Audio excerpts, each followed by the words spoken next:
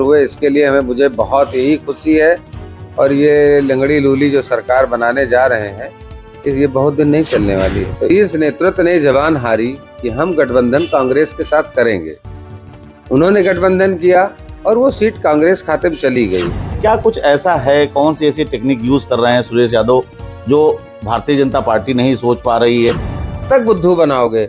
ये लोग सबको बुद्धू समझते हैं, जनता को, और अपने आप को बुद्धिमान समझते हैं। ये तो इंटरनल बातें हैं। फिर भी लेकिन लेने तो हम आपसे अंतिम सवाल ले रहे थे, लेकिन आपकी मुस्कुराहट ने एक जो है हमारे अंदर जिज्ञासा और पैदा कर दी। कोई भी इंसान दुनिया में नहीं पैदा है जो राम को ला सके। इन्होंने इतने इतने गंदे शब्द हमारे भगवान के लिए, और ऊपर से सबसे बड़े राम भक्त यही बनते हैं। क्या जो साइकिल छोड़कर गए थे उसके कैरियर पर बैठ के, क्या वो फिर संपर्क कर रहे हैं क्या? बाराबंकी में सपा का गढ़ अगर बनेगा तो उसका किंग मेकर जो है सुरेश यादव विधायक बनेंगे। अब लोकसभा चुनाव में उत्तर प्रदेश में समाजवादी पार्टी ने बहुत ही बेहतरीन प्रदर्शन किया है, लेकिन इन प्रदर्शन के साथ साथ राजधानी से सटी जनपद बाराबंकी की अगर बात करें तो कोई भी चुनाव हो और यहाँ से समाजवादी पार्टी के एक नेता का नाम न लिया जाए तो ये बेईमानी होगी। भरदर मोदी लहर में भी इन्होंने समाजवादी पार्टी की जो साइकिल थी उसको बहुत तेज गति से दौड़ाया था, चाहे वो नगर निकाय का चुनाव रहा हो, विधानसभा का चुनाव रहा हो, या फिर अब लोकसभा का इनका परचम बुलंद है। हमारे साथ मेहमान हैं धर्मराज यादव और सुरेश, जो बाराबंकी सदर विधानसभा से समाजवादी पार्टी के सिंबल से विधायक रहे हैं। विधायक जी, जीत कैसी लग रही? जीत तो जीत होती, जीत तो सबको अच्छी लगती है। और जीत इसलिए अच्छी रही, देश में जो फिरका परस्त ताकतें थी वो हटी तो नहीं, लेकिन कुछ समय के लिए कमज़ोर जरूर हुई। सबसे बड़ी खुशी तो इस बात की है ये फिरका परस्त लोग कुछ कमज़ोर हुए। ये जात धर्म संप्रदाय में बांटने वाले, देश बेचने वाले कमज़ोर हुए। इसके लिए मुझे बहुत ही खुशी है। और ये लंगड़ी लूली जो सरकार बनाने जा रहे हैं, ये बहुत दिन नहीं चलने वाली है। तो इस बात की खुशी है। और सबसे ज़्यादा खुशी तो इस बात की है कि जनता ने हम सबके अनुरोध को, हम सबकी विनती को स्वीकार किया। अच्छा, सरकार की बात आ रही, लेकिन सुरेश यादव की बात अगर की जाए, ये मुस्कान बता रही है कि जो यहाँ पर बढ़ता हुआ वर्चस्व है आपका, ये इसको किस तरीके से देखते हैं? क्या कुछ ऐसा है, कौन सी ऐसी टेक्निक यूज कर रहे हैं सुरेश यादव जो भारतीय जनता पार्टी नहीं सोच पा रही है? मत प्रतिशत भी आप बढ़ा रहे हैं, आपके वोट भी बढ़ रहे हैं, इसके लेकर क्या कुछ खास तैयारी रहती है? देखिए, जनता के जितने भी लोग वोट देते हैं उनके काम हम लोगों से, विधायक हो चाहे सांसद हो, इनसे रोज काम नहीं पड़ते हैं।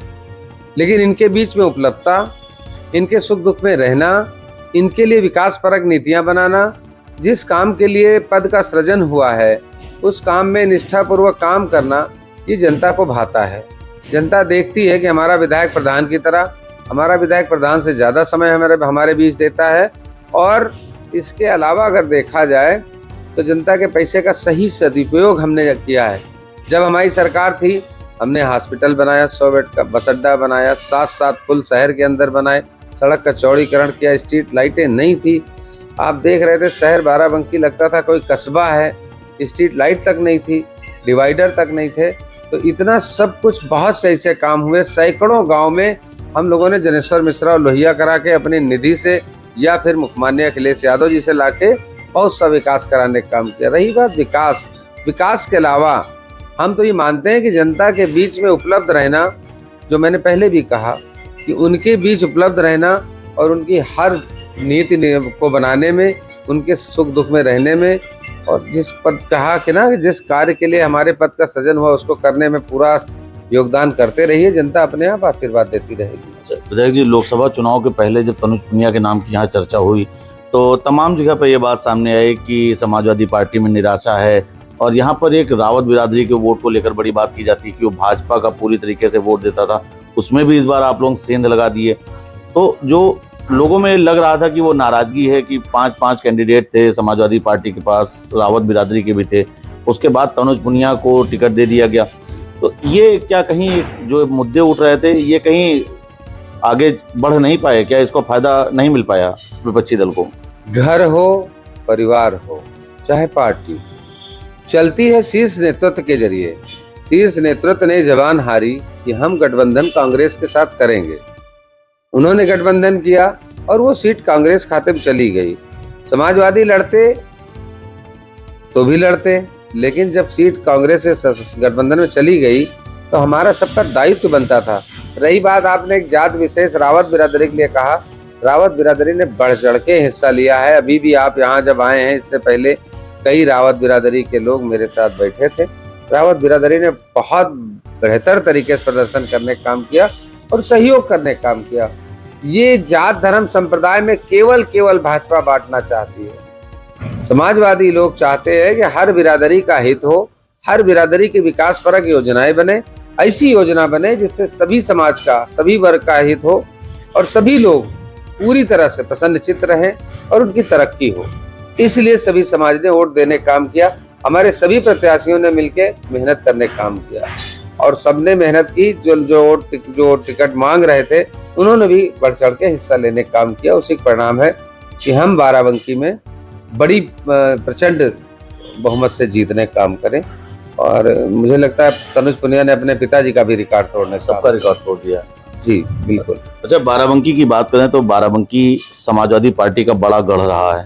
भारतीय जनता पार्टी ने एक बार यहाँ की विधानसभा सीटों पर कब्जा जमाया, नगर पालिका पर कब्जा जमाया, ब्लॉक प्रमुखी के चुनाव हुए उसमें कब्जा जमाया। अब धीरे धीरे समाजवादी पार्टी फिर से उसी ढर्रे पर वापस आ रही है। आपने अपना नगर पालिका चेयरमैन दिया, उसके बाद अब सांसद भी गठबंधन का हो गया है।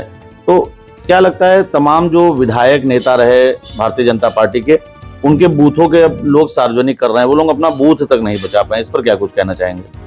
ये उनका इंटरनल मामला है, जो जैसा बोएगा वैसा पाएगा। रही बात आपने कहा ना कि भाजपा सब पे काबिज होती जा रही, कागज की नाव या झूठ कब तक चलेगा? तमाम जनता के बीच में भाजपा ने रिकॉर्ड तोड़ दिए हैं और रिकॉर्ड केवल कार्यकर्ताओं ने नहीं तोड़े। बड़े बड़े संवैधानिक पद पे बैठे भारतीय जनता पार्टी के शीर्ष के नेताओं ने झूठ बोलने में महारत हासिल कर ली और झूठ बोलने आप समझ लीजिए कंपटीशन करने का काम किया। मुख्यमंत्री प्रधानमंत्री से कंपटीशन कर रहे हैं तो वो गृह मंत्री उनसे भी बड़ा झूठ बोलने का कंपटीशन कर रहे हैं। अब जनता समझ गई है और धीरे धीरे ये चाहते हैं, क्या चाहती जनता कि पेट में रोजी हो, पेट में रोटी हो, रोजी हो, रोजगार मिले, नौकरी मिले, अच्छा स्वास्थ्य के लिए इलाज मिले, शिक्षा मिले।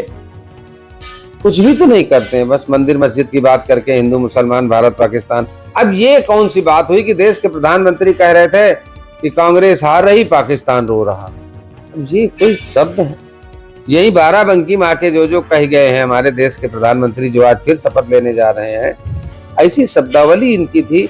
इस शब्दावली से जनता पूरी तरह समझ चुकी है। कब तक बुद्धू बनाओगे? ये लोग सबको बुद्धू समझते हैं, जनता को, और अपने आप को बुद्धिमान समझते हैं। ये बुद्धिमान नहीं रह गए हैं, इनका समय आ गया है। ये धीरे धीरे आप देखना इनका पतन शुरू हो गया है और बहुत जल्द गर्द में मिल जाएंगे और ये वापसी कभी नहीं करेंगे सत्ता में। इतनी जनता इनसे त्रस्त हो चुकी है। ये बच गए हैं किन्हीं दूसरे प्रदेशों से।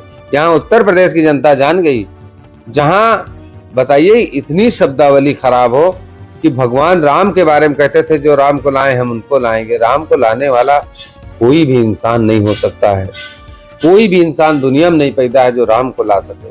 इन्होंने इतने गंदे शब्द हमारे भगवान के लिए, और ऊपर से सबसे बड़े राम भक्त यही बनते।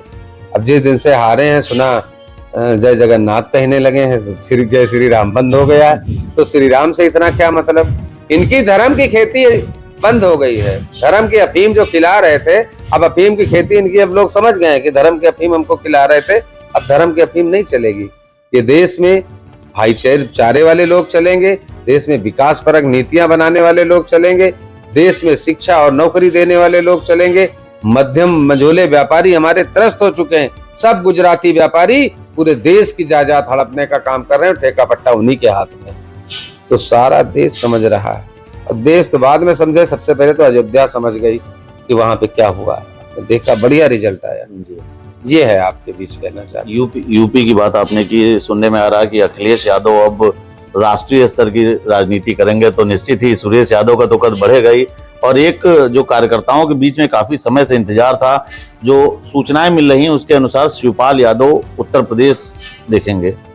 इसको किस तरीके से देखते हैं? कितना ज्यादा ये जो स्ट्रेटेजी अपनाई जा रही है समाजवादी पार्टी के द्वारा, ये कितना कारगर सिद्ध होने जा रही है? देखिए, जहां तक आपने कहा कि माननीय अखिलेश यादव राष्ट्रीय राजनीति करेंगे, तो राष्ट्रीय नेता हैं, राष्ट्रीय अध्यक्ष हैं, तो राष्ट्रीय राजनीति तो करेंगे। और समाजवादी पार्टी के नेता राष्ट्रीय पहले भी रह चुके हैं सदन में, देश की बड़ी सदन में माननीय अखिलेश यादव जी रह चुके हैं। अब हम पहली बार रिकॉर्ड तोड़ सीटें हमको उत्तर प्रदेश में सांसदी मिली हैं। और इस बार का नजारा कुछ और होगा, क्योंकि इतनी ज्यादा सीटें, उस हिसाब से, उस लहजे से अखिलेश यादव की राजनीति को, देखिए, राष्ट्रीय अध्यक्ष जी के अंदर काम करने की शैली है, लोगों को प्रभावित करने की शैली है। आप देख लीजिए, कहीं खड़े हो जाए तो जाम लग जाता है, कितना ज्यादा भीड़ लगती है, कितने ज्यादा लोग आते हैं, कितना लोग उनसे प्रेम करते हैं। तो राष्ट्रीय अध्यक्ष जी के अंदर ये कला तो है, उनके अंदर भगवान कुदरत की देन है, ईश्वर की देन है कि उनके साथ इतना जुड़ाव है लोगों का। और रही बात एक मैच्योरिटी की, तो माननीय राष्ट्रीय अध्यक्ष जी वास्तव में विपक्ष के लोग आते थे जब हमारी सरकार थी, तो विपक्ष के विधायकों भी काम कर देते थे। और मैं आपके सामने आपके चैनल के माध्यम से कह रहा हूं कि तीसरी बार हूं, दूसरी बार माननीय योगी जी मुख्यमंत्री हैं, उनको 7 साल से ज्यादा कार्यकाल हो गया उनका। मैं आज तक योगी से मिलने नहीं गया, लेकिन उनके विधायक माननीय अखिलेश यादव जी जब मुख्यमंत्री थे तो तमाम लोग उनके आवास तक जाते थे। तो ऐसे नेता के बारे में क्या कहा जाए, वो तो पूरे देश में एक दिन छाएंगे और देखिएगा, जनता ही फर्श पे बैठाती है, जनता ही अर्श पे ले जाती है।